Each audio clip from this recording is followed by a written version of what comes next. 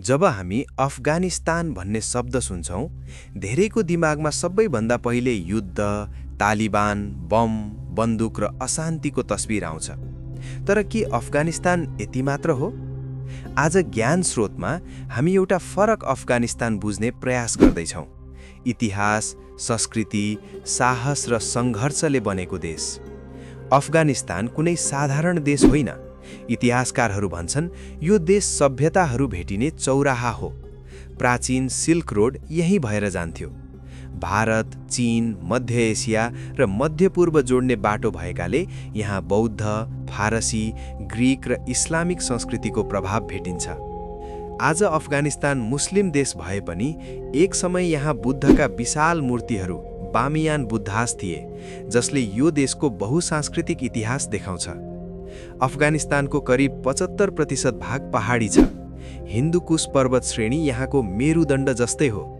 यी पहाडहरूले देशलाई सुन्दर बनाएका छन्, तर यही पहाडहरूले अफगानिस्तानलाई कहिले पनि सजिलै नियन्त्रण गर्न नसकिने देश पनि बनाएको छ। इतिहास हेर्ने हो भने ब्रिटिस साम्राज्य, सोभियत सङ्घ अनि अमेरिका सबै यहीँ आए, तर पूर्ण रूपमा जित्न सकेनन्। यसैले अफगानिस्तानलाई धेरैले ग्रेभयार्ड अफ एम्पायर्स पनि भन्छन्। अफगान जनता अत्यन्त साहसी र अतिथि प्रेमी मानिन्छन्। पस्तुन वाली भन्ने परम्परागत नियमअनुसार शत्रु भए पनि पाहुनालाई सुरक्षा दिनुपर्छ। कल्पना गर्नुहोस्, बम र युद्धको बीचमा पनि एक अफगान परिवारले पाहुनालाई चिहा र रोटी दिन्छ। यो कुरा सुन्दा लाग्छ मानवता अझै मरेको छैन।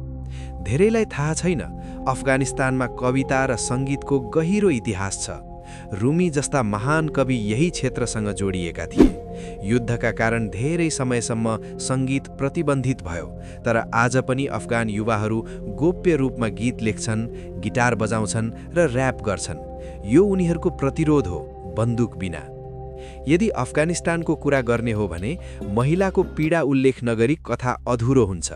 अफगान महिलाहरू शिक्षा, स्वतन्त्रता र पहिचानका लागि लडिरहेकी छन्। कहिले विद्यालय बन्द, कहिले अधिकार खोसिने, तर उनीहरूको हिम्मत अझै बाँकी छ। केही महिलाहरू घरभित्रै बसेर अरू बच्चाहरूलाई पढाउँछन्। यो सानो काम जस्तो लाग्छ, तर अफगानिस्तानमा यो क्रान्ति जस्तै हो। अफगानिस्तानमा अरबौं डलर बराबरका खनिज स्रोतहरू छन्।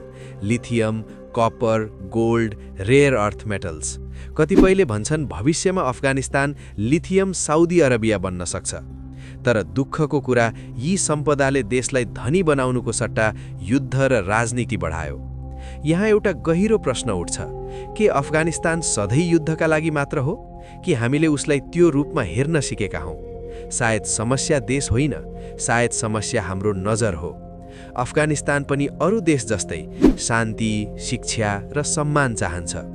अफगानिस्तान कुनै समाचारको हेडलाइन मात्र होइन, यो मानिसहरूको देश हो। आमा, बच्चा, कवि, किसान र सपना देख्ने युवाहरूको। ज्ञान स्रोतमा हाम्रो उद्देश्य यही हो, देशहरूलाई युद्धबाट होइन, मानवताको दृष्टिले बुझ्नु।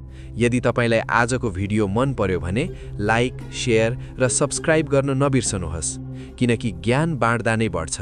यही हो ज्ञान स्रोत।